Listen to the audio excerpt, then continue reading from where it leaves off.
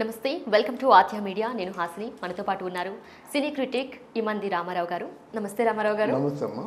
So Ramarao గారు, మీరు వినే ఉంటారు, ఈ మధ్యకాలంలో నిహారిక చైతన్య డివోర్స్ తీసుకున్నారనే న్యూస్ చాలా వరకు చక్కర్లు కొడుతుంది. ఆల్రెడీ శ్రీజ కూడా డివోర్స్ తీసుకుంది, సెకండ్ టైం కూడా డివోర్స్ తీసుకుంది, ఇప్పుడు థర్డ్ మ్యారేజ్ చేసుకుంటుంది అంటున్నారు. అలాగే మళ్ళీ నిహారికకి కూడా అలాగే జరుగుతుంది, తను త్వరలోనే డివోర్స్ తీసుకుంటుంది, వాళ్ళు ఒకళ్ళు ఫేస్బుక్ అకౌంట్స్ ఒకళ్ళు బ్లాక్ చేస్తున్నారని కూడా న్యూస్ వచ్చింది. అయితే ఇప్పుడు రీసెంట్గా నిహారిక తల్లి కాబోతోంది అంటూ ఒక వార్త అయితే చక్కర్లు కొడుతుంది. దాన్ని బట్టి మీరు ఎలా స్పందిస్తారు? అది ఎంతవరకు వాస్తవం అంటారు? అంటే ఒక పక్కన డివోర్స్ తీసుకుంటుంది, ఇంకో పక్కన తల్లి కాబోతుంది అంటున్నారు. ఏదో మీడియా ప్రదర్శిస్తున్నటువంటి అత్యుత్సాహం అమ్మా. అంటే ఆవిడ సైకాలజీని బట్టి అలా చెప్తారన్నమాట. నిహారిక బాగా అల్లరిగా అందరిని ఏడిపించే పిల్ల, తర్వాత ఏమో ఇట్లాంటి జోవియల్గా ఉంటూ అందరూ నవ్వితే ఆనందించే పిల్ల కనుక ఏదో ఒకవేళ తనే చెప్పినా చెప్పవచ్చు నవ్వులాడు కోసం. కానీ నిజానికి తను తల్లి కాబోవడం అన్నది అంత తేలికైన పని కాదు. ఇదే పెళ్ళయింది, వాళ్ళు కొంతకాలం ఉన్నారు, వెళ్ళిపోయారు, ఎర్రమట్టుకు వాళ్ళు వెళ్ళిపోయారు. ఇప్పట్లో తల్లి అవుతుందని మామూలుగా రూమర్స్ పుట్టిస్తారన్నమాట. నీలి వార్తలు అంటారు వాటిని. అంతేగాని చైతన్య వేరుగా ఉన్నాడు, నిహారిక వేరుగా ఉంది. వరుణ్ తేజ్ ఎంగేజ్మెంట్ కూడా రాలేదు, కానీ ఎవరి మటుకు వాళ్ళు ఉన్నారు, పెద్ద ఇష్యూ కాలేదు. కానీ మంచి శుభప్రదమైనటువంటి అకేషన్కి రాకుండా ఉండడం ఆశ్చర్యం కలిగించింది అందరికీ. ఇక్కడ కొత్తగా హరిచల్ చేస్తుంది ఏంటంటే, చైతన్య రాకపోయినా నిహారిక ఏదో గర్భంతో ఉంది, ఏదో అందరినీ ఊరిస్తుందని చెప్పారు. అలాగే నా ట్విట్టర్ లో కూడా పోస్ట్ చేసింది, ఒక మ్యాంగో తింటూ మ్యాంగో తినాలనిపిస్తుంది అని చెప్పి. అదే అంటున్నాను, ఊరించడం కరెక్టే కానీ గర్భవతిగా ఉండడం మాత్రం కరెక్ట్ కాదు. ఎవరైనా అత్యుత్సాహం ఉంటే ప్రదర్శించుకోనియండి, మనకు వచ్చిన నష్టం లేదు. కానీ మనం అలా చెప్పుకోవాల్సిన అవసరం లేదు. అది చక్కగా ఒక చిన్నపిల్లలా ఉంటుంది, కేరింతలు కొడుతూ మాట్లాడుతుంది, నవ్వుతుంది, అందరినీ నవ్విస్తుంది, అంతే తప్ప. అందుకే కదా నాగబాబు లాంటి ఒక తెలివైన వాడు కూడా కూతుర్ని వదులుకోలేకపోతున్నాడు అన్నమాట. తను ఏం చేసింది, తను ముచ్చటపడింది తప్ప అంతకంటే తను అల్లరి పని ఏం చేయలేదు కదా, అలగాయి పనులు చేయలేదు కదా అని చెప్పేసి కూతుర్నే సమర్థించాడు. అంటే ఏ తండ్రి అయినా కూతుర్నే సమర్థిస్తాడు. చైతన్య కూడా అంత సీరియస్గా పట్టించుకోవాల్సిన అవసరం లేదు. సినిమా వాళ్ళతో సంబంధాలు కలుపుకున్నప్పుడు కొంత పెద్ద మనసు ఉండాలమ్మా. ఇప్పుడు సినిమాతో సంబంధం కలుపుకున్నప్పుడు నువ్వు ఉన్నావు, నీతో అటు నువ్వంటే నువ్వు కాదు, ఒక అమ్మాయి ఉంది. అమ్మాయి ఉంటే ఆ అమ్మాయిని ఎవరైనా దాన్ని బైక్ మీద పోతున్నవాడు ఆగి మాట్లాడి just have a cool drink అని తీసుకెళ్ళాడు. మీ ఇద్దరు కూల్ డ్రింక్ తాగారు. ఆ కూల్ డ్రింక్ వరకే మీకు పరిచయం ఉంటుంది. తర్వాత అలాంటి వాళ్ళు ఎంతోమంది మీ జీవితంలో తారసపడతారు, ఆడవాళ్ళ జీవితంలో కానీ మగవాళ్ళ జీవితంలో కానీ. అంత మాత్రంలో వాళ్ళిద్దరికీ లింక్ పెట్టాడు, వాళ్ళిద్దరూ కలవకూడదు అనుకోవడం, తన భార్య ఇంకెవరితో మాట్లాడకూడదు అనుకోవడం, ఇవి నాన్ సెన్స్, ఒక ట్రాష్ మాట, అనాగరికం అది. అంటే మగవాళ్ళు ఎలా మాట్లాడితే ఎక్కడున్నారా అంటారు కదా, అలాగే ఆడవాళ్ళు మాట్లాడుకుంటారు. వాళ్ళ స్వేచ్ఛ లేదా, భావ స్వేచ్ఛ లేదా అని ఆలోచించారన్నమాట. అలాగ ఆలోచిస్తే ఈ గొడవ రాదు కదా.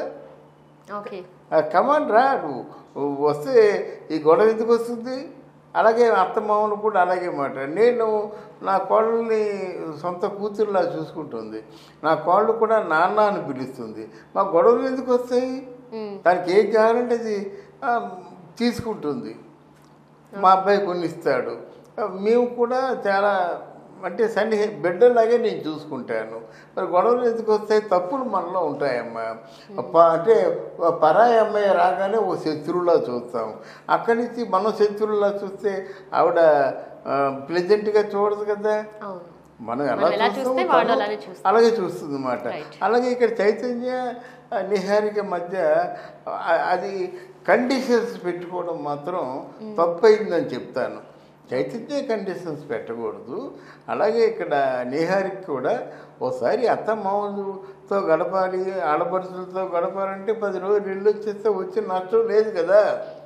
పోనీ లేదు కొంచెం నెమ్మదిగా ఉండి మార్చుకోవచ్చు కదా, అదేంటమ్మా ఇక్కడ ఉన్నావు, మీ నాన్నగారి ఇంట్లో హ్యాపీగా ఉన్నావు కదా, అలా మా ఇంట్లో కూడా హ్యాపీగా ఉండాలి కదా, మా అమ్మ నాన్న కూడా వెయిట్ చేస్తారు కదా అని చెప్పి తీసుకెళ్ళొచ్చు కదా. అంటే ఇలాంటి ప్రాబ్లమ్స్కి మెయిన్ రీజన్ ఏంటంటారు? అంటే మెచ్యూరిటీ లేకపోవడం అంటారా, లేకపోతే ఇప్పుడున్న జనరేషన్ అట్లా తయారైంది? అంటే ఉమ్మడి కుటుంబాల్లో లేకపోవడం కారణం. అంతకుముందు సహజంగా పిల్లలు కూడా 13 మంది, 17 మంది, 10 మంది అలా ఉండేవారు. అంటే కుటుంబంలో 10 మంది అంటే ఏంటి, 10 మంది సంవత్సరాలు ఒక చిన్న ఇంట్లో ఉండేవి. అక్కడ మీకు అన్నయ్య, తమ్ముడు, చెల్లి, తర్వాత ఏమో తోడుకోడళ్ళు,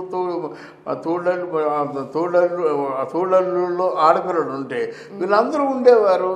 పెద్దంతరం చిన్నంతరం, చిన్నవాడు పెద్దవాడికి గౌరవం ఇవ్వాలి, పెద్దవాడు ఇంకా పెద్దవాడికి గౌరవం ఇవ్వాలి. అలాగే వీళ్ళందరూ కలిసి తల్లిదండ్రులకు గౌరవం ఇవ్వాలి. తల్లిదండ్రులకి ఎదిరించి మాట్లాడకూడదు, మాట్లాడితే తప్పు. తల్లిదండ్రులు ఏమి చెప్తే అదే శిలాశాసనం. ఇవన్నీ ఉమ్మడి కుటుంబాల్లో ఉండేవి. అండ్ ఒకవేళ గొడవలు ఏమైనా వచ్చినా సరే 1కి 10 సార్లు అయినా అందరూ కూర్చుని పెద్దలు మాట్లాడి మళ్ళీ కలపడానికి ప్రయత్నించేవాళ్ళు. గొడవలు వచ్చినా సరే వాళ్ళు సర్దుకునేవారు. మా పెద్దవాళ్ళ వరకు వెళ్ళేవారు కాదు. ఒకవేళ పెద్దవాళ్ళ వరకు వెళ్ళినా సరే కలపడానికే ప్రయత్నించేవాళ్ళు. ఇప్పుడు కలపడానికి ప్రయత్నించట్లేదు అంటారు పెద్దవాళ్ళు. అంటే ఇష్టం లేదా తెంచేద్దాం అనే ధోరణి ఎక్కువైపోయినట్టుంది. అంటే ఇప్పుడు అతగారాపం పెరిగిపోయిందమ్మా, పెంపకంలో లోపం ఉంది చాలా వరకు. మనం చూస్తున్న ప్రేక్షకులు కూడా బాగా ఆలోచించవలసింది ఏంటంటే, ఆడపిల్ల పుట్టినా మగపిల్లలు పుట్టినప్పుడు డబ్బులు సంపాదిస్తున్నారు చాలామంది. డబ్బులు సంపాదించిన వాళ్ళే ఎక్కువ ఉన్నారు, పేదవాళ్ళు తక్కువ ఉన్నారు. ఎందుకంటే మేము అన్న సంతర్పణ కోసం తిరిగితే ఎక్కడ దొరకలేదు మా పేదవాళ్ళు. ఆ లాస్ట్ మల్కాజ్గిరిలో రైల్వే స్టేషన్లో కొంతమంది అడుక్కుంటే ఆ పెద్దాడికేమో, బాబు నీకు 100 రూపాయలు ఇస్తామరా, పేదవాళ్ళని తీసిరండి అంటే, వస్తారు కానండి తినరండి, మన మూట కట్టుకొని మీరు వేసిన పదార్థాలు మూట కట్టుకొని తెచ్చేస్తారు, రాత్రి తింటారంటారన్నమాట. చెప్పొచ్చేదంటే పేదవాళ్ళు ఎవరు లేరు. వీళ్ళు ఏం చేస్తున్నారు, కళ్ళు తెరవగానే కంప్యూటర్ మమ్మల్ని ల్యాప్టాప్ చూపిస్తున్నారు. ఇలాగ ఆడుకుంటూ ల్యాప్టాప్, సెల్ ఫోన్లు చూడడము, ల్యాప్టాప్లు చూడడము, ఏం కావాలంటే కొనిచ్చేస్తున్నారు. మా ఇంట్లో ఉంది, మా మనవరాలు ఉంది, సెల్ ఫోన్ ఉంది, ల్యాప్టాప్ ఉంది, అందులో గిటార్ చూసింది, ఆ గిటార్ కావాలంటుంది. గిటార్ ఎప్పుడు కొనేవారు మనవాళ్ళు? మామూలుగా సరిగమ్మలు, జంట స్వరాలు, కీర్తనలు అన్నీ నేర్చుకున్న తర్వాత ఒక హార్మోనియం ఇచ్చి హార్మోనియం వాయించమని చెప్పేవారు. అప్పుడు ఎప్పుడూ సంగీతంలో బాగా నిష్ణాతురాలు అయినట్టుగా ఒక గిటార్ కొనేవాళ్ళు. మీరు అలా కాదు, ఆ గిటార్ కావాలంటే నీకు 3 సంవత్సరాలా, నీకంటే పొడవుగా గిటార్ ఉంటుందా, 6,000 రూపాయలు ఇచ్చి గిటార్ కొట్టారా? ఎక్కడిదమ్మది? ఇలేమంటారు అంటే, చిన్నప్పటి నుంచి బిడ్డల కోరికలు తల్లిదండ్రులు తీర్చడం వల్ల పెద్ద అయిన తర్వాత కూడా, నాన్న అది నాకు ఇష్టం లేదు, నేను ఆయన దగ్గరికి వెళ్ళాలంతే, నువ్వేమైనా చేసుకో, నాకు ఇష్టం లేదు నాన్న, చచ్చిపోమంటావా, అది బెదిరిస్తున్నారు. అలాగే ఎంతోమంది టీవీ సీరియల్స్ చూసి గెలిచేశారు, ఐస్ క్రీమ్ కాలేజీలో చచ్చిపోయారు.